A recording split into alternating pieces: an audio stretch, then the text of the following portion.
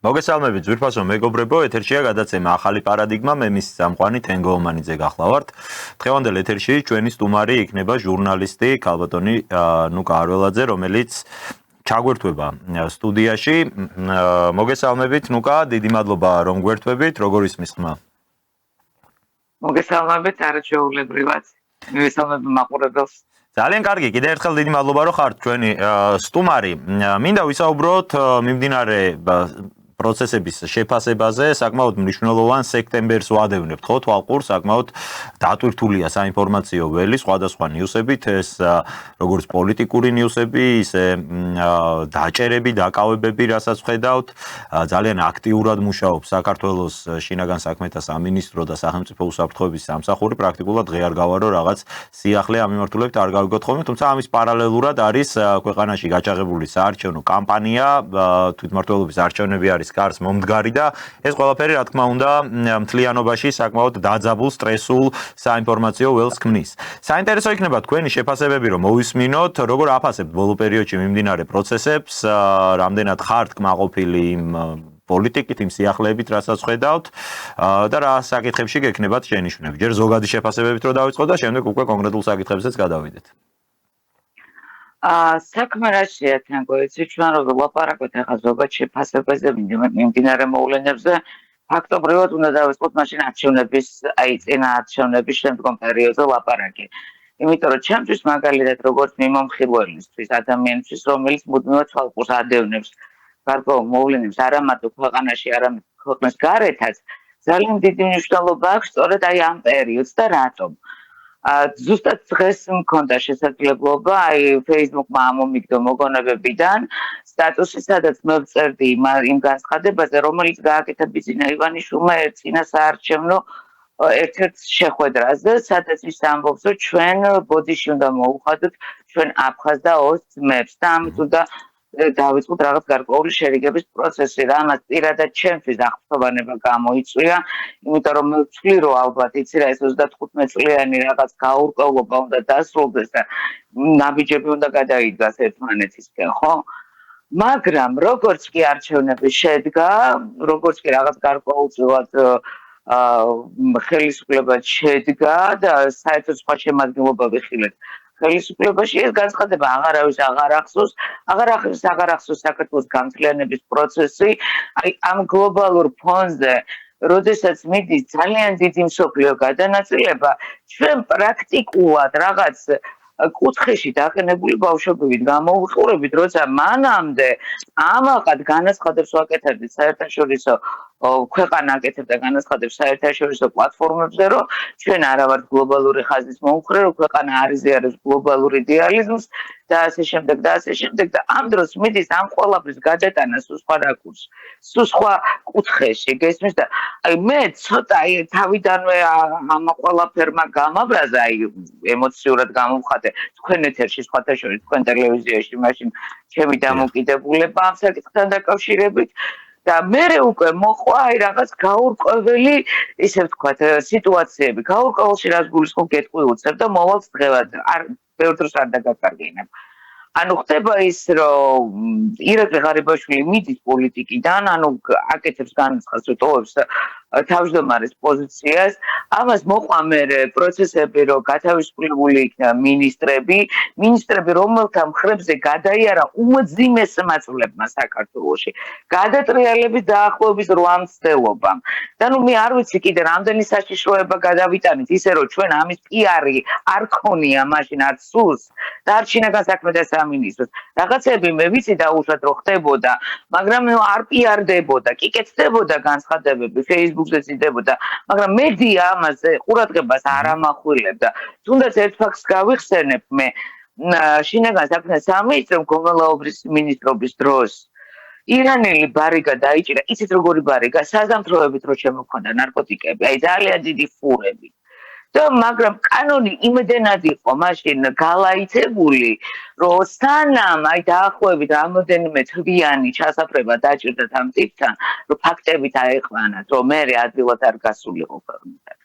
მე ეს ფაქტი წავიკითხე ვნახე, მაგრამ ამაზე ახლა ყურადღება არ გამახვილებულა, მაშინ რატომღაც მედია ამაზე წარს არ უკრავდა შინაგან საქმეთა სამინისტროს. იგივე უსაფრთხოების სამსახურის მიერ ჩატარებული არაერთი ურთულესი ოპერაცია, არაერთი ამოღებული იარაღი, არაერთი ამოღებული ასაფეთქებელი ნივთიერებები დაგვავიწყდა. ეს ხო ყველაფერი მანამდეც ხდებოდა. უბრალოდ ახლა უტრირება ხდება ამის. აი საინფორმაციო ვიწყება დაიჭირეს. ისიც რა მაგონდება, აი სააკაშვილო თავი და ხმაურიანი დაჭერები დაიწყო და ტაშ რო უკრავდა ნაწილი საზოგადოების რომ მოწონდათ მაიმე ხო აი შალიკიანის ცხოვი რო ნახეს აი საღამურებში და ის რო მოწონდა ხალხს გესმის აი დაახლოებით იგივე ემოცია უნდა აი მე ეს არ მესმის გესმით აი ჩემთვის მაგალითად ადამიანის დაკავება იმხელა ექსპერიენსი არის სააკაშვილის ეს საზიზღარი პერიოდის თუ ბრალდება არ არის გამყარებული ფაქტები მე არც დაკავებას ადეკვატურად არ აღვიქვა ესე ვთქვათ რა არ ტაშს არ დავუკრავ არ მივესალმები იმიტომ რომ ჩვენ როცა ადამიანს აკავებ დანაშაულზე იმ დანაშაულს დამტკიცება ჭირდება აი უყურე დღეს რაღაცა დღევანდელი დაკავებები მოხდა არ იციან ბოლომდე რა მოხდა არ არიან ბოლომდე გარკვეული მაგრამ წავიდა ამ ხალხის გაშავება უკვე და ამ ხალხს და მოდი რა ისიც არ დავივიწყოთ რომ დაახლოებით რამოდენიმე თვე აი ეს ქალაქში და ხალხში მოარული ჭორები რომ თურმე 12 მილიარდი შეუჭამია ღარიბაშვილის მთავრობას რომ თურმე ამას დაასწრებენ თურმე რა 12 მილიარდი ხარ ხო რა 12 მილიარდი საიდან მოდის აი ეს ჭორები ეს არის საინტერესო შემთხვევაში დარწმუნებული ვარ შენს ხო გაგიგია ამის შესახებ ეს ხო მე ხო სიახლის კი თუმცა აი პირველ წყარო ვინ არის ამ ინფორმაციების თუ დეზინფორმაციების ვერასდროს ვერ მივაყენე პირველ წყაროს ვერც მე დავეწიე როცა დავში კითხვები პასუხები ვერ მივიღეთ ენგო და მე კითხავს რა საჯაროდ მე არაფერს არ უმალავ მე არ მაქვს კონსპირაციული შეხვედრები და რაღაც ესეთი კონფიდენციალური არა მე რასაც ვიგებ საჯაროდ ზუსტად იმ აზრით წერ რომ მაინტერესებს კაცო რას ქვია ხა ადამიანი ვის კისერზეც გადაიარა რამოდენიმე გადატრიალების მცდელობამ ქვეყანაში ხო და ყველა ვამბობდით მაშინ რომ აი მე რომ არა ჩვენი სამართალდამცავები რამხელა უბედურებას აქვს და მართლა აგვარიდეს ახლა მოდი სიმართლე არაერთხელ იყო ხო ეს ფაქტი ერთი ის იდეალურად დაშლილი ეს აქციები ხო ხა მოდით რა არავის არ დაგვაუწყოს რა ხდებოდა ევროპაში აქციები და რა ხდება დღემდე ევროპაში აქციების დაშლის და რა ხდებოდა ჩვენთან ხო გამომდინარე აქედან მე ცოტა შეუსაბამობა მაქვს რა აი ამ ყველაფერთან ისი შენ თუ გინდა თავი დაიმკვიდრო როგორც ხელისუფალმა დღევანდელ ხელისუფლებაზე მაქვს ლაპარაკი შენ მე იმას ნუ მილანძღავ ვინც ჩემი ქვეყნის ძალიან წევიერთი 2012 წლიდან გამოიარა დღემდე. აი თუნდაც ღარიბაშვილზე ვთქვათ, ხო? ირაკლი ღარიბაშვილზე ახლა. ვიღაცას მოწონს, ვიღაცას არ მოწონს. ჩემი არავინ არ არის ღარიბაშვილი, გარდა იმისა, რომ პრემიერ-მინისტრი იყო ამ ქვეყნის და ამ ქვეყნის მოქალაქეა. მაგათგან განსხვავებით მე ღარიბაშვილთან ერთად არ მიქეიფია, დრო არ მიტარებია და მოწიწებით სალაპარაკო არ მქონია. ორჯერ ვარ შენახვედრი ოფიციალურ შეხვედრაზე. ჩემთვის ღარიბაშვილის პერსონა ხასიათდება მისი ქმედებებიდან გამომდინარე და მე მის ქმედებებს უსმევ ხას როგორც ამ ქვეყნის მოქალაქე და როგორც ჟურნალისტი რომელიც გადასარევად ვიცნობ ბოლოს 15 წლის მანძილზე აი გავდანუკა თქვენ თვით რომ ნამდვილად ასე არის რომ რაღაცეები კეთდებოდა მათ შორის წინა წლებშიც ხო იგივე ღარიბაშვილის ადმინისტრაციის პირობებშიც იჭერდნენ ნარკორეალიზატორებსაც რა თქმა უნდა იყო ხა ამ მიმართულებით პრობლემები და აი მართლაც ხა მაგალითად გუშინ იყო რომ გადაეცათ დევნილებს ქუთაისში 720 ოჯახს თუ სწორად მახსოვს გუშინ დევნილებს გადასცეს ბინები სახელმწიფო მაგრამ არავინ არ გაიხსენა მაგალითად ეს რომ ეს არის ზუსტად ის პროექტი რომელიც 2 წლის წინ სწორედ ირაკლი ღარიბაშვილმა დაიწყო გააკეთა არამხოლოდ ქუთაისში ზუგდიდში თბილისში უნდა გადაცემულიყო კიდეც აქამდე ბინები ბათუმშიც მათ შორის მაგრამ აი არავის გაუხსენებია ეს ფაქტი სხვა შორის ჩვენს Facebook გვერდზე გვაქვს წამოვიწყეთ ასე ვთქვათ ეს რუბრიკა და ვაპირებთ რომ კიდევ უფრო აქტიურად გავაგრძელოთ რომ ვისაც დაავიწყდა შევახსენოთ ხოლმე რაღაცეები წარსულიდან და აი სწორედ აი ამ ვიდეოებზე მუშაობის დროს გადავაწყდი ამას რომ თურმე ღარიბაშვილის პროექტი ყოფილა ეგ სინამდვილეში როდესაც გუშინ მიიღეს დევნილებმა მაგრამ ეს არავის გახსენებია აი რასთან გვაქვს ამ შემთხვევაში საქმე იგივე ის ჭორები რომლებიც თქვენს ახსენეთ და რომელთა პირველ წყარო არ არის ცნობილი, თუმცა ყველასთვის გასაგებია საიდან და რა სტრუქტურებიდან მოდის აი ეს მიმართული ჭორები, აი რა პროცესთან გვაქვს ამ შემთხვევაში საქმე? ეს ხო არის მართლა ის ხალხი, რომლებმაც დღეს რო ძალიან ამაყობს ჩვენი ამჟამინდელი ხელისუფლება, რომ 7 რევოლუციის მცდელობა ავირიდეთო თავიდან და სახელმწიფო გადატრიალებები პიროვნულად ამ ხალხის კისერზე გადაიარა, მათი პირადი რისკის ხარჯზე გადაიარა, მათი ოჯახების რისკის და რეპუტაციის ხარჯზე გადაიარა და რა ხდება დღეს რა მოცემულობა გვაქვს რომ აი ეს ერთი ხელის მოსმით შემოტრიალდა ყველაფერი. თქვენ რა ვერსია გაქვთ? მე ამაზე პასუხი ვერ მაქვს. მე ერთადერთი რაც მე აი გახსოვთ თქვენ ირაკლი ღარიბაშვილს თქვენ საიტზე ვნახეთ ზუსტად ეს უნგრეთში გამოსვლის შემდეგ, როდესაც მან აი ფანტასტიკური სიტყვა თქვა და ფაქტობრივად გვაამაყა მთელი ქვეყანა ამით გვაჩვენა რას ნიშნავს საქართველო, ხო? აი მაგის მერე დაიწყო ეს უაზრო შემოტევები, გლობალური ხაზიდან ვიძახი რა. დაიწყო დასანქცირება, დააკვირდეთ, ვინც დაასანქცირა? მაშინდელი აქტიური ძალოვანი ხაზიდან. ყველა თითქმის არის გადაწეული ძალოვანი სისტემიდან. ვინ არის დღეს ძალოვან სისტემაში, ვინც დასანქცირდა იმის გამო, რომ გლობალური ხაზი არ განვითარებული იყო საქართველოში თენგო. არავინ. კი ბატონო, მინისტრები შეიცვალა, ხელმძღვანელი, გედედეს ხელმძღვანელი შეიცვალა, ყველა შეიცვალა. კი, ხარება გაუშვეს და ხდება რაღაც აი იცი მე რა შეგრძნება, მაგრამ თითქოს ვიღაცამ გარედან გვიბრძანა და ეს სრულდება. იმიტომ რომ ვიზის პრობლემა ჰქონდათ გლობალისტებს საქართველოში. ვიზის კეთდებოდა ყველაზე ხმამაღალი განცხადებით. ვიზის კეთდებოდა ყველაზე საზღარი სიუჟეტები. არავინ არ არის ხელისუფლებაში, არავინ არ არის თანამდებობაზე და არავინ არ არის იქ, სადაც უნდა იყოს. სამაგიეროდ ჩვენ ხედავთ მაგალითად ლუკა ძაძამიას თუ სხვა აკაცუკებს ქართული ოცნების ამჟამინდელ სიებში. არ ვიცი ეს და თან ეს ცალკე პრობლემაა და ეს ცალკე ეს არის ტრაგედია კიდე თენგო რომ არა მარტო ძაძამიას აი ქართული ოცნების სადეპუტატო სიას გადავხედე სხვათა შორის და მინდა გითხრა რომ მაქსიმუმ ვიცნობ 5 თუ 6 ადამიანს მე პირადად ადამიანი რომელიც 13 წლის მანძილზე ვიჩვლები ქართული ოცნების აი ხმალა მოღაკვეყო არ დამჭერად მე არ ვიცნობ ხალხს ვინ არიანი ყველა ესმით მე არ ვიცი საიდან გაჩნდნენ ისინი ჩემთვის რა თქმა უნდა საინტერესოა იმიტომ რომ მე სულ სხვა შემადგენლობას მივეცი ხმა ჩემთვის სულ სხვა ადამიანები იყვნენ პირველ რიგში და სულ სხვა ადამიანები იყვნენ პირველ სიაში და ეხლა ვეღარ ვიგებ ვიცი და მოდი რა ეხლა სუდად ვარ გამოვიდეს და რაღაც ესე მე პირადი შეურაცხყოფას მომაყენეს ესე ვთქვა როგორც მხარდამჭერს როგორც ადამიანს რომელიც ამ წლების მანძილზე საკუთარ ცხოვრებას ვაყენებდი რისკის ქვეშ მე გამიკეთეს ესეთი სიტუაცია და ჩემსავით რამდენად ადამიანს კიდე ღმერთა იცის რომ ფაქტობრივად ქართულ ოცნებას გამოაცალეს მხარდამჭერების არმია და მე ვერ ვიგებ იმიტომ რომ ჩემ გარემოცვაში ერთი ადამიანი არ არის თენგო და დამიჯერე მე პატარა გარემოცვა არ ამბავს ვინც არიზიარებდეს ჩემ პოზიციას დაბნეული გაოგნებული შეშფოთებული და შეშინებული აი თქვენი ამბავი რომ გითხრათ თუ გეკნებათ ამის სურვილი ჩვენ გითმობთ რა თქმა უნდა ეთერს აი თქვენ თქვით რომ გარკვეულწილად წენა არსებობს და კი ბატონო ხო არა წენა არსებობს იცი რა არის ახლა მე არასდროს არ გამოვირჩეოდი ესე ვთქვათ წაში მკვლელი ხალხის კატეგორიით რა იმიტომ რომ ჩემთვის ქართული ოცნება იმიტომ იყო მისაღები რომ მე როცა საჭირო იყო ვაკრიტიკებდი როცა საჭირო იყო აღნიშნავდი გაკეთებულ საქმეს და აი ეს იყო ჩემი თავისუფალი პოზიცია არასოდეს არ დარღვეულა მე არავინ არ მეუბნებოდა რას ქვია შენ მაგ ვაკრიტიკებ ეს არ ყოფილა აი დაახლოებით წელიწად ნახევრის წინ დაიწყო იყო რაღაცა ესეთი კრიტიკული წერილი და რადგან მე დავწერე და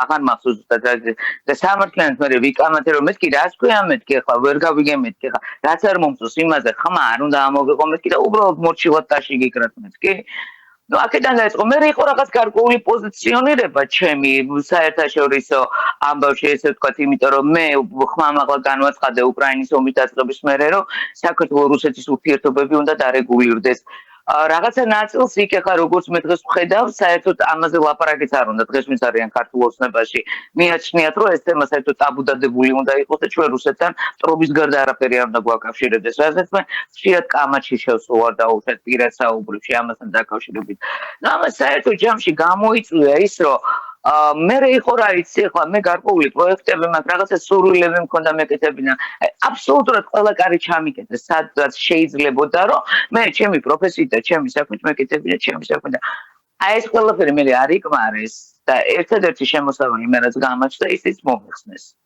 ზაფხულში დაახლოებით და პრაქტიკულად იცი ხა მე რომ მომიდო ნებისმიერ ადგილას სადაც არის შესაძლებლობა რომ დავსაქმდე მე ვერ დავსაქმდები იმიტომ რომ გლის ბილეთი გამიკეთეს ესეთი თემა ითქვა შავი მეტკა დამადეს ეს ამერიკელების ტერმინია გეცოდინება კი ბატონო გესმით და აი იმიტომ რომ მე მქონდა მცდელობა ეხლა ხო ხტები ჟურნალისტი ვარ ამდე 30 წელი ეხლა ვიცი ზუსტად ყოველ ქვეყანაში მქონდა მცდელობა რაღაცა პროექტი დამწყო რაღაცა მიგდა რაღაცა გამეკეთები და ყველგან დაახურული გარიდა ხო აი ეს მომენტი ბევრს აქვს ხოლმე რომ რა ვიცი რა ვართ ესეთი უნიჭოები ესე იგი თურმე ეს ხალხი რომ არაფერი არ გამოგდის ამ ჩემპონზე მე ვიგებ რომ აი ხათუნა ბერძენიშვილი გიგი უგლოვას მარჯვენა ხელია ესეთი მამალი ნაცი დასაქმებულია რუსთავი 2-ზე დასაქმებულია თავარ პროდიუსერად და არც მეტი არც ნაკლები მისი რეკომენდატორი გახდათ მაშინ მამუკა მდინარაძე ეხლა სუსის უფროსი და ნუ ესეთი არაერთი მაგალითი შემიძლია ჩამოგიცვალოთ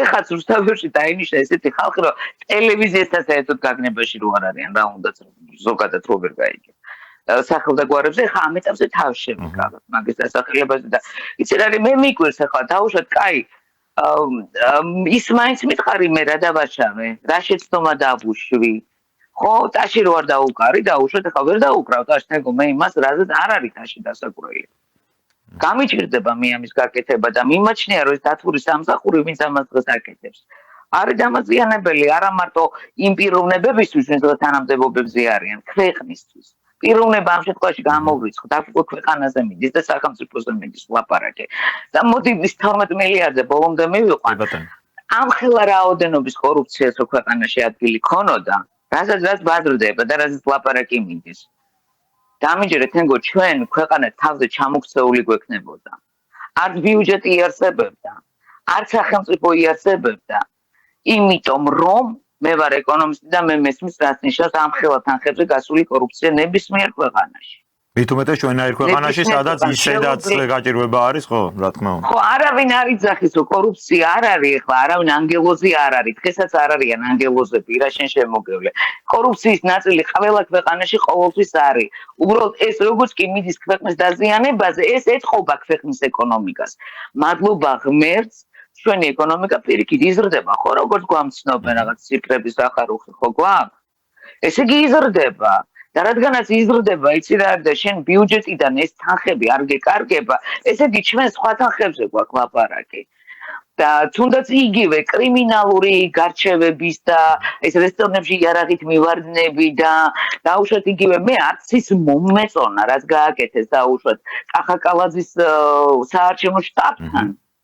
ენგო მე არ მევესალმები და უშუალოდ იგივე მომიტინგეების თუ შენო ამდენი წელი არცემ და ამ მაჯლაჯუნებს აბლატავებ მე დაანებე რა თავი მაშინ უღაიწევი რა იმდენი ძედის გინება ამდენი წელი თუ შეიწერე ის ერთი დღეს გაუძლი რა მოდი რა კალაძეს ნუ გაუფუჭებს იმ სიტუაციას რა ხო იწერენ კაცო იგინებიან რამდენი წელია თენგო იგინებიან ძალიან ბევრი და ყოველთვის გაზდიოდათ იმიტომ არიან ხოლმე ეგენი გაოგნებულები აი უყვირთ მერე რომ ელენე ხოშტარია ხო გვახსოვს პირდაპირ ტუალეტის ქაღალდებს აყრიდა სამართალდამცავებს და 1000 შეურაცხყოფა და ეს ყველაფერი გაზდიოდა წლების განმავლობაში მერე უცებ გადაწყვიტა ხელისუფლება აღარ უნდა გავიდეს იმიტომ არის ხალხი მაშინ რომ გაატარებინეს სამართალდამცავებს უკან დაახევინეს ჩვენ ამის შედეგებს მოვიმგით თენგო ეს ჯერ არ დამთავრებულა ჩვენ სამწუხაროდ ძალიან ბევრი დაგმათმობინეს ნაცებთან.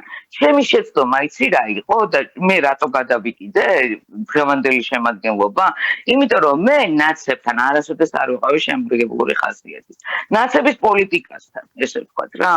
ჩემთვის მიუღებელი იყო ნაცების პოლიტიკა, თუნდაც ქართული ოცნება დაარქვი რა. და იგივე არ არის ახლა ეს ამდაგვარი სურათი არ ჩანს? ჩემთვის ჩანს. კი ბატონო, ბევრს აქვს ეს შეკითხვა. მე არა ვარ, მე უბრალოდ ხმამაღლა ვამბობ ამას თენგო. მე ერთი არა ვარ. მე უბრალოდ ვამბობ ამას ხმამაღლა და ძალიან ბევრი მე მეთანხმება და იცი რა მე მესმის იმ ხალხის პრობლემა. ხმას რო ვერ იღებენ, იმიტომ რომ ვიღაცა შვილები ყავს არჩენი, ვიღაცას ბინისკი რა გადასახდელი, ვიღაცა ძალიან ბევრი პასუხისმგებლობა აქვს და უყურე რა ცუდი რაღაცა დაამკვიდრეს, ეშინიათ ხმის ამოღების. თქვენ ამ ტენდენციას ხედავთ ესე იგი დღეს. მე იმიტომ რომ თქვენ რასაც საუბრობთ, აი ეს კი ხედავ, მე ტენდენცია ჩემ თავზე ვიგრძენი. თქვენ რასაც საუბრობთ, აი ეს ყველაფერი და ეს შეკითხვები რა ჩვენს გვაქვს, რა თქმა უნდა და ნუ რა ჯერჯერობით ვართ ეს პლატფორმა, სადაც აი ეს შეკითხვები ზუსტად ისმევა, რაზეც შეიძლება ბევრი თავს იკავებდეს.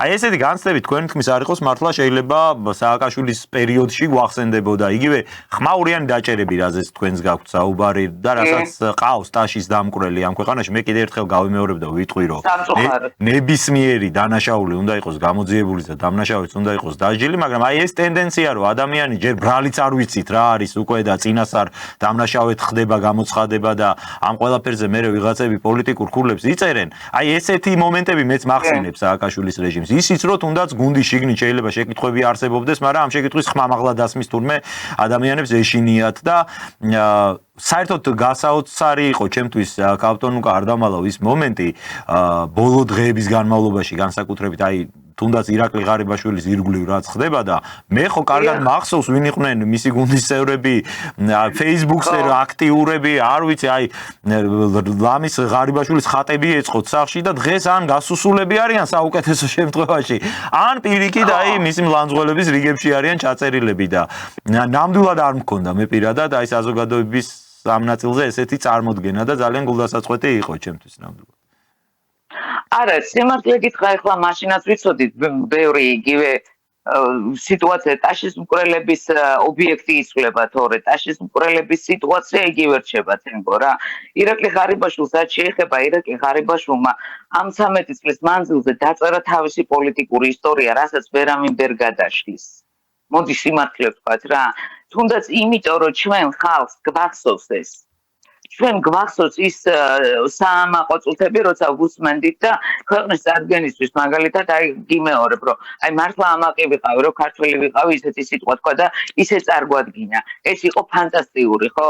და დღეს მე რას ვხედავ? მე ვხედავ იმას, რომ ჩემი ქვეყნის საგარეო საქმეთა მინისტრი ფაშიზმის წინააღმდეგ რეზოლუციას გაეროში მხარს არ უჭერს და გამოდის და ტოვებს დარბაზს იმ ქვეყნებთან ერთად, რომელთა მინისტრები ერთი კვირით ადრე იმ მთავრობის გადაყენებას ითხოვდა, რომელშიც თვითონ არის შემადგენლობაში. და ეს იმიტომ გააკეთა, რომ რეზოლუციის ავტორი იყო რუსეთი, რომელსაც ამერიკამაც მხარი დაუჭირა. აი ხო გასაოგნებელია რა. კი ბატონო. აი მითხარი, რა მომენტში უნდა მომეწონოს მე საგარეო საქმეთა მინისტრის ეს საქციელი. და კარგი ხმას არ ამოვიღებ.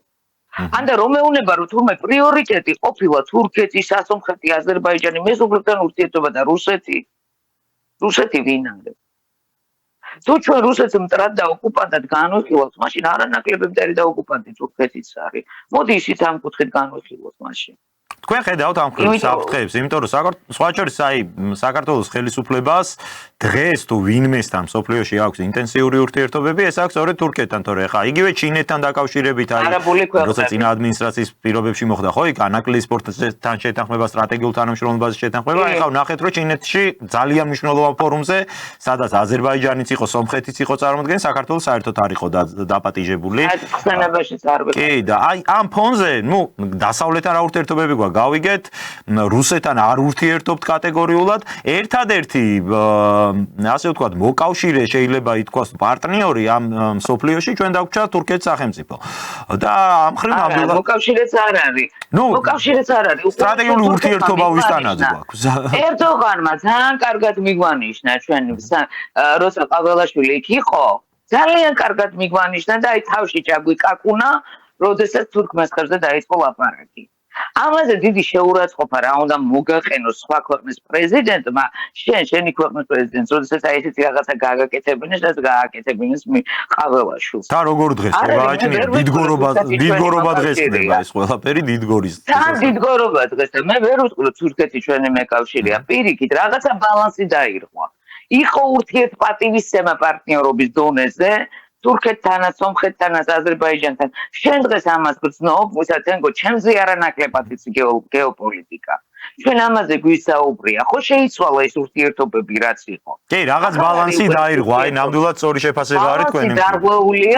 ბალანსი დარღვეულია, გაურკვეველ სტატუსით ვდგევართ, გაურკვეველი საგარეო პოლიტიკით. ვერც იმას ვიტყვი ჩვენ რომ ხა გლობალისტებს არ ვემხრობით, იმიტომ რომ ფაქტობრივად მეტანიებს უკეთებთ ევროკავშირს და ამერიკის შეერთებულ შტატებს, უგზავნით ღია წერილებს და არც კი პასუხობს ტრამპი და აი ჩემთვის არაერთხელ დავწერე და ეს არ არის დაფარული რომ არც შიდა პოლიტიკაა გასაგები ამ ეტაპზე არც საგარეო პოლიტიკა და სულ კითხავს თუ გამარკვიეთ რა არის ჩვენი შიდა პოლიტიკა რა არის ჩვენი საგარეო პოლიტიკა იმიტომ რომ მეუბნებით რომ ვებძვით ნაცებს და ფაქტობრივად იგნორირებული და უკანა ხაზზე გადაყვანილი და ჩაჩუჩებულია ქართული ოცნების ყველაზე ავტორიტეტული და ყველაზე ძლიერი პერსონები და ისეთი ხალხია წამოსული რომ უბრალოდ ვერ იგებ ეს ხალხი საიდან აღმოცენდა ქართული ოცნების სივრცეში და რო კითხო ეხა ხო სახელმწიფოს ემსახურება სახელმწიფო ხალხია ხალხის გარეშე სახელმწიფო არ არსებობს ხალხო და აი ამ ხალხის წინაშე ანგარიშვალდებულების საკითხი არის ალბათ ყველაზე უფრო მეტად რომ იქნება მართლაც აი არ ვიცი ის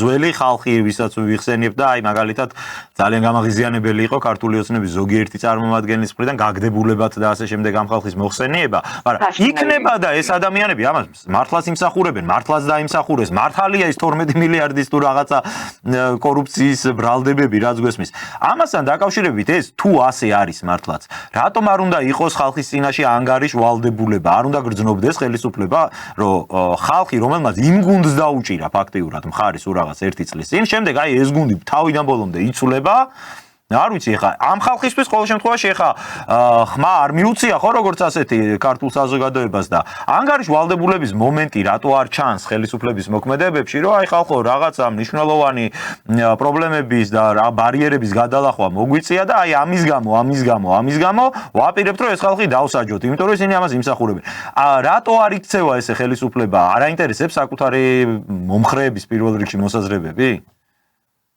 ფაქტია რომ არ აინტერესებს რო აინტერესებდეს დღეს რო აი ეს წესრიგი იყოს რასაც შენ ამბობ თენგო და იყოს ამის შესაძლებლობა დღეს არც მექნებოდა პრობლემა მოდი ვთქვათ სიმართლე და არც შენ დაგჭირდებოდა ამ კითხვების დასაწყისად ის რო ჩვენ ამაზე ვლაპარაკობთ ჩვენ მოდი ვთქვათ რომ ძალიან პრაგმატულები ძალიან თავშეკავებულები ვიყავით ყოველთვის როცა გასაკრიტიკებელი იყო და ყოველთვის ვიმოვდით რომ აი გარკვეული პარადიგმა მოგვეძებნა იმისათვის რომ ობიექტურად აგვესახა მე გეუბნები 1 წლის უკან დავამბობ ჩვენ ხო დიდი ხანია თანამშრომლობთ და დღეს ჩვენ იძულებულები ვართ ეს ვილაპარაკოთ იმიტომ რომ პრობლემა იმაზე მეტია ვიდრე ჩვენ ვლაპარაკობთ აი ეს პიარ ტაშფანდური რასაც მე ვეძახი და სატელევიზიო პიარით სააკაშვილსაც ჯეროდა რომ 2012 წელს გაიმარჯვებდა. ზუსტი ანალოგია არის. ხო, აი ფაქტობრივად ჩვენ მოგვაქციეს თან იცი რა ყველაზე გამაღზიანებელი იცი რა არის იგნორირება ერთია, მაგრამ მეორე არის რომ იგნორირებაც არა, ის დარწმუნებულია რომ ის ამას გააკეთებს და შენ ნოლი ხარ. რაც კიდე ილაპარაკე მნიშვნელობა არ აქვს.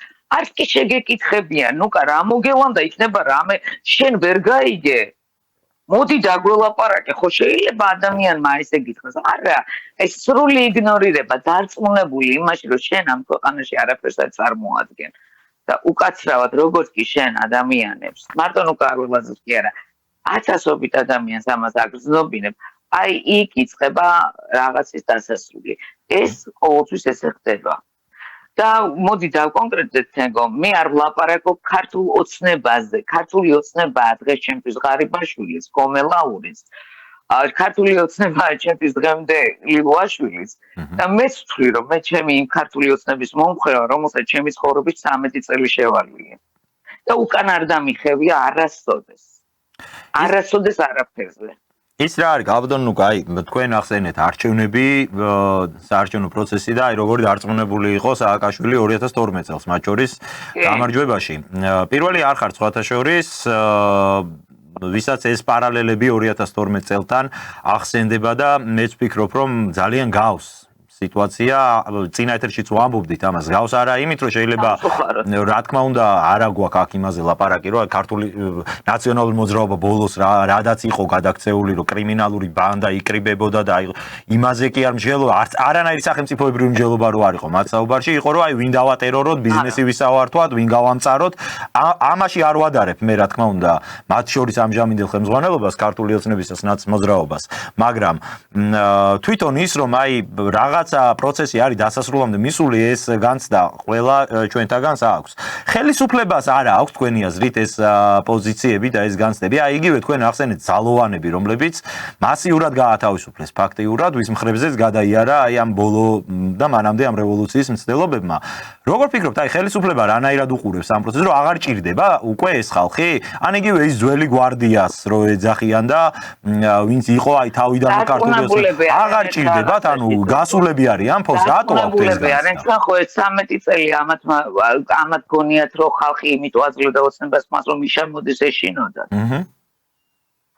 და ერთი რაღაცა გახდება ძალიან მალე ცნობილი ყველასთვის რომ მიშა მოდის აღარავის აღარ ეშინია არც მისაში აბა გაბედონ მოხდეს ისე რომ ნაცები მოვიდნენ ჩვენ რაც არ გვინდოდა ეს იყო ერთადერთი არეულობა რასაც შეიძლება გამოეწვია ნაცების დაბრუნების შემთხვევაში მაგრამ შენ როცა ადამიანს ჰაერს გადაუკეთავს ნუ შესაძლებლობას არ მისცემ და ყველანაირად შეუზღუდა ცხოვრების ღირსეულად ცხოვრების შესაძლებლობას იქ ის ადამიანი მე გადარჩენის პროცესში როცა გადადის სხვა მოვლენებით გება მე არ ვიძახი ესე მარტო მე რო ვიყო ხმას არ ამოვიღებდი არასდროს არ ვილაპარაკებდი თან გვამაზე მაგრამ ძალიან ბევრი ადამიანი ამ მდგომარეობაში ჩააგდეს აი სხვათა შორის ჩვენი მაყურებელი საკმაოდ აქტიური არის დღევანდელ ეთერში ეს მათ შორის აჩვენებს იმას რომ თემა არის აქტუალური და უბრალოდ ერთ-ერთი კომენტარი მე არ მიყვარს ხოლმე საკითხვა მაგრამ მინდა რომ გამოვეხმაურო ერთ-ერთი მომხმარებელი აშკარად არ არის თავისი ავთენტური სახელით დარეგისტრირებული ტროლი ეგრეთ წოდებული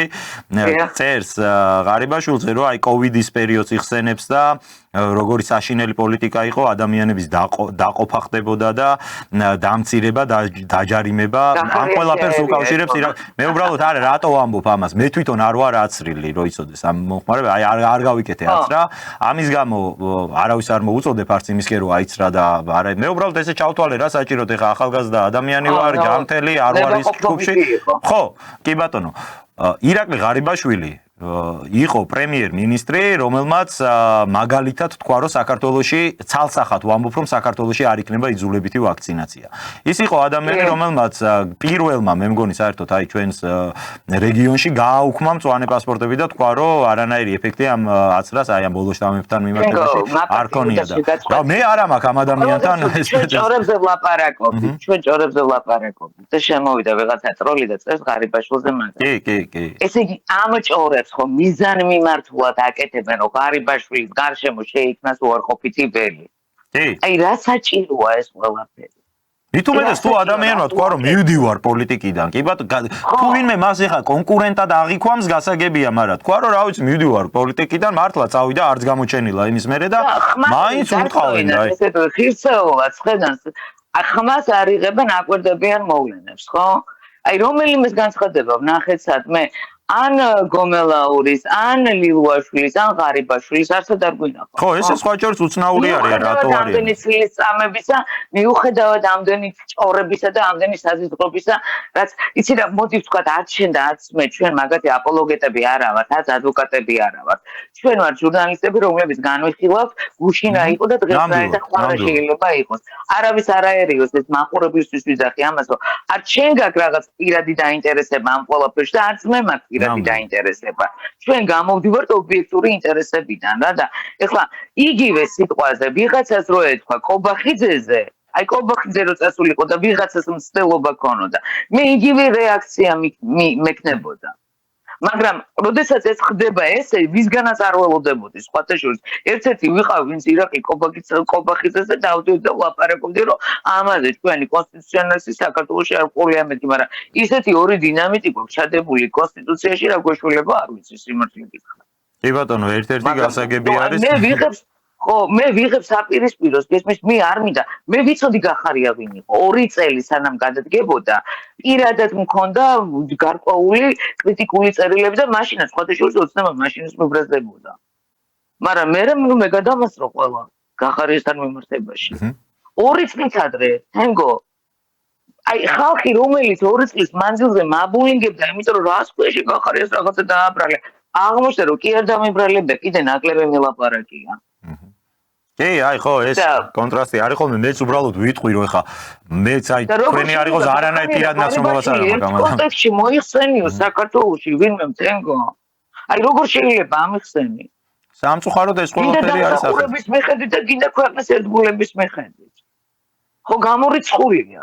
გეთანხმებით და მეც უბრალოდ მინდოდა მეთქვა რაღაც ჩვენი პოზიციები რომ არ იყოს აღქმული, რომ ან ერთ ან მეორე მხარეს წარმოვადგენთ, ან როგორც გინდათ იყოს აღქმული, არც მაგაზე არ მაქვს მე პირადად პრეტენზია. უბრალოდ ავხსნათ და ვინც როგორ უნდა ისე გაიგოს. კი ბატონო, ჩვენ უბრალოდ ვსვავთ იმ კითხვებს, ეხა ეს კითხვები, რაზეც ჩვენ საუბრობთ, რომ რა ხდება ქართული ოცნების შიგნით, რატომ ხდება აი ამ ძველი მართლა ნაბრძოლი, მართლა დამსახურების მქონე ადამიანების არა მხოლოდ გაწევა პროცესიდან, არამედ მათი დევნა და რაღაც სისხლის ამახლის საქმეები და ცილისამებები და ესე იგი ირაკლი ღარიბაშვილის ირგვლივ მარტო ნეგატივი ვიგადეს. სადაც იყო მცდელობა, თენგო მე დამაბრალეს რომ ვითომ აი რაღაც ხაბეიშვილის მსგავს განცხადებებს აკეთებს ნუ პოზიტივი. გავიდა რაღაცა სიუჟეტი, ნუ აი რატო უნდა მოინდომო ეგეთი რაღაც აი ბუნებაში რო არ არსებობს, აბა დამემტკიცონ ერთი რა, რომელიმენაცთან ჩემი ურთიერთობა დაამტკიცონ. რანაირად შეიძლება ჩემი და ხაბეიშვილის განცხადებები, ჩემი და ანაწისლიძის განცხადებები, ან რატომ ადარე პოლიტიკოს, მოდი რა მე ჟურნალისტი ვარ. მე მაქვს უფლება ჩემი პოზიცია მქონდეს რა. და რა თქმა უნდა და მით უმეტეს როცა ეს კითხვები რო არის საზოგადოებაში თქვენ კი არა აგერ ღარიბაშვილს და ლილუაშვილს აბრალებენ მე მგონი ნაცებთან კავშირს მაგაზე არ ვიცი უკვე ყველას იგიჟეთ ან ის ხალხი რომელიც ლუკა ძაძამია წერენ თავი და ეს ლუკა ძაძამია კი ძალიან ავიჩემეთ მაგრამ ბევრია ეგეთი ეს ერთი ადამიანი გახმოვდა თორე რამდენი თვითონ რომ ამ ხალხს წერენ სიებში და ეხლა რა ღარიბაშვილს აბრალებენ რომ მე ნაცებთან ხარ გარიგებულიო ცოტა უცნაურია არის ნამდვილად მაგრამ მიზანი ჩვენი რა არის ამის თქმა მინდა რომ ეს შეკითხვები ხო ნამდვილად არის საზოგადოებაში დაგროვილი რომ რატომ ხდება ესეთი რაღაც და მედიაში არც ერთ მედიაში არც პროსამთავრობო არც პრო ოპოზიციურ მედიაში ეს კითხვები არის ხო არის მევა და არ არსებობს პლატფორმა სადაც ამ ყველაფერზე წავა საუბარი და ჩვენი მიზანი ზუსტად ეს არის რომ განა ვინმეს გუნდის წევრი ვარ უბრალოდ ეს შეკითხვა რა არა აქვს საზოგადოებას რომ რა გინდა რას ერჩით მაგას ღარიბაშვილს რა მართლა რა მოხდა ეს არის ამ შემთხვევაში ჩვენი საუბრის მიზეზი და მიზანიც და მინდა რომ ეს სწორად იყოს გაგებული საზოგადოების მხრიდან სხვა შორის ჩვენ ვისაუბრეთ აი არჩევნებთან დაკავშირებითაც და მექნებოდა შეკითხვა აი მე როგორც ალბათ ბოლო რაც კი ჩატარებულა ჩვენს ქვეყანაში აი ბოლო 2 ათწლეულის განმავლობაში არჩევნები ყველგან აქტიურად იყავით ჩართული და ნუ დამკვირვებლის სტატიკური როლი არ ქონდა ასე ვთქვათ ამ პროცესში. მე რაღაც გარკვეული პერიოდი მედია ტრენერი ვარ მე ყველაფერთან ერთად. მედია ტრენინგებსაც უტარებდი ზუსტად იმ ხალხს ვინც დღეს ხელისუფლებაშია. თენგო. ეს არ იყო უბრალოდ რაღაცა ნუკაში ვხაროდა და ხარდამჭერი იყო. არა, მე საკმაოდ კარგად ვიცნობ მაგრამ. აი რა მოლოდინები გააქვთ ამ არჩევნებთან დაკავშირებით ხელისუფლება ამბობს რომ 64-დან 64-ვე მუნიციპალიტეტში უნდა მოიგოს და მოიგებს დამაჯერებლად მეორეს მხრივ ისიც ცხადია რომ ოპოზიციაზე არ ყავს მაინდამაინც ისეთი კანდიდატები წარმოდგენილი რაც ნუ თბილისში ყოველ შემთხვევაში არ არის ისეთი კანდიდატი რომელიც სახელმწიფო კანდიდატ ჩემი აზრით გაუწევდა რეალურ ოპონირებას აი თქვენ რა მოლოდინები გააქვთ გარანტირებული აქვს ქართულ ოცნებას გამარჯვება უდევს ჯიბეში ასე ვთქვათ შედეგები თუ რატომ არის ამდენად თავდაჯერებული ძალიან ცუდი ჭორი უნდა მოგიყვე საინტერესო ითქვა საპარლამენტო არჩევნების მერე მე დაწერილი მქონდა ამის შესახებ რომ მაშინ იყო რაღაც გარკვეულ გარიგებაზე ლაპარაკი რომ ადგილობრივ არჩევნებზე მოხდება ესეთი რაღაცა რომ ნუ ეს დემოკრატია რო ვითამაშოთ ორი ქალაქი იქნება ოპოზიციისა და მე მაშინ ძალიან აღფოთი რა თქონდა გავგიჟდი გადავირიე ეს როგორ შეიძლება რანაირად ბლა და მე ნუ ძალიან დიდი კამათი მქონდა სადაც ესე თქვა მოკლედ რა იქ რომ ნუ ავცელებთ ესეთ ჭორებს და ხო არ გაგიჟდით და ხო აგერ შენ და აგერ ჩვენო მითხეს რა დაველოდოთ ახლა არ ვიცი თუ ეს ახდა ის ჭორი, რაც მე მომიყვნენ საპარლამენტო არჩევნების მერე, ეს იქნება ძალიან ცუდი პრეცედენტი ჩემ ქვეყანაში. კი ბატონო, და ეს იქნება მათ შორის პასუხისმგებლობა იმ ადამიანების, რომლებიც ძალიან არ ხეინარგზნობენ დღეს თავს. და ვინც დღეს ატარებს არჩევნებს, იმიტომ რომ მაგალითად იქ სადაც ძალიან ბევრი ნორმალური პარტია ფაქტობრივად აი ამ ნაცების და მაჟლეჯუნების და დაუმთავრებლობის გამო ვერ შედგა და არ იღებს მონაწილეობას, თუნდაც ახლა თქვა სოლიდარობა მშვიდობისათვის. მე დარწმუნებული ვარ, თქვენ ეს პარტია რო გასულიყო არჩევნებზე, საკმაოდ ბევრ ხმებს აიღებ. აი როგორ დარწმუნებული ვარ, იცი? როგორც 2x2 4 აი ესე. კი ბატონო. და აი ეს ანუ მე ეს არ არის ჩემი პროგნოზი. ეს არის თემა, რომელზეც მე ძალიან დიდი კამათი მქონდა არჩევნების მერე. მე ჩემ მეგობრებთანაც ახლა ვინც პოლიტიკაში გარკვეულები არიან მქონდა ლაპარაკი და არა ნუკა შეუძლებელი მაგრამ ეხლა მე რასაც უყურებ, ლელოს და გახარიას გააქტიურება, რაღაც უცნაური ამათი გამოშვება, ეს ყველაფერი არ მომწონს, რა თქმა უნდა არ მომწონს. ის რომ პოლიტიკური ოპოზიციური ველი არ ვარგა, ეს მმართველი გუნდის პრობლემაა, იცით? იმიტომ რომ მმართველი გუნდის ცუდი მუშაობის შედეგია, ეს რომ დღეს შენ ოპოზიცია არ გყავთ და გყავთ დაპირისპირებული კრიმინალების ბანდა.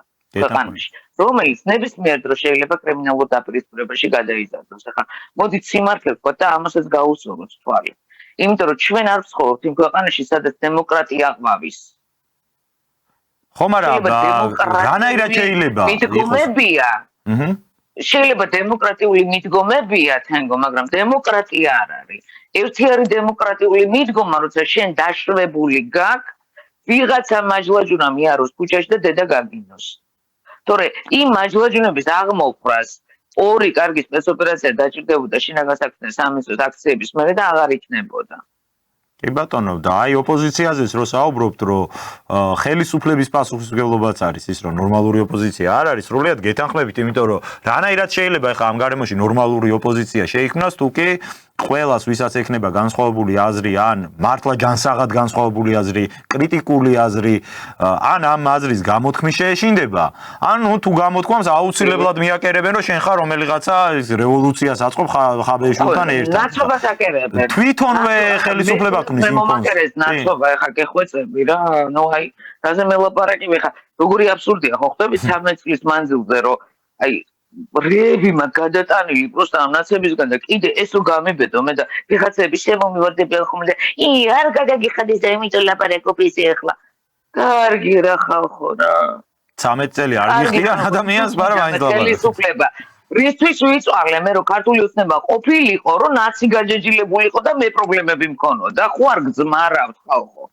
აი იმ ადამიანებს მიმართავ თენგო ახლა ვინც ამას მეუბნება რისთვის მინდა მე მართველი ძალა ძლიერი და რატო ვარ მხარდამჭერი იმიტომ რომ მეც კარგად ვიყო და ჩემ გარშემო მყოფი ხალხის ხო და 13 წლის მანძილზე ეს რო არ მოხდა და მუდმივად პრობლემებშია გინდა ჩემი სამეგობრო რა ვიღაცაზე ნაკლები განათლება აქვს ჩემი მეგობრის შვილებს პარტიულ სიაში რო ვერ მოხდნენ თუ ვერ გავიგეთ გინდა ჩემი მეგობრები ვიზე ნაკლები არიან რომ დღეს აი გარკვეული პრობლემების გადალახვა უწევთ.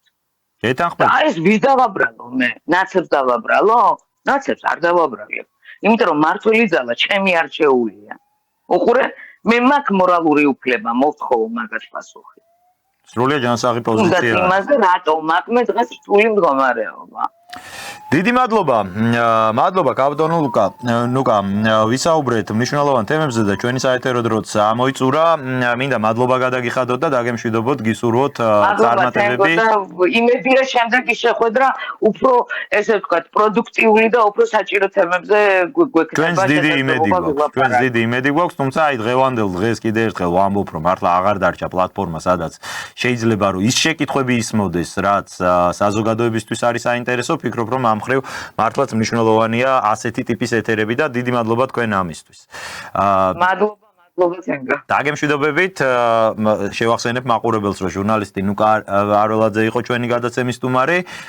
მეც დღეს დაგემშვიდობებით და ერთმანეთს ორშაბათს შევხვდებით ძალიან საინტერესო ანალიზით მერაბ ჭიქაშვილთან და ჩემთან თენგო ომანიძესთან ერთად. დიდი მადლობა და ნახვამდის.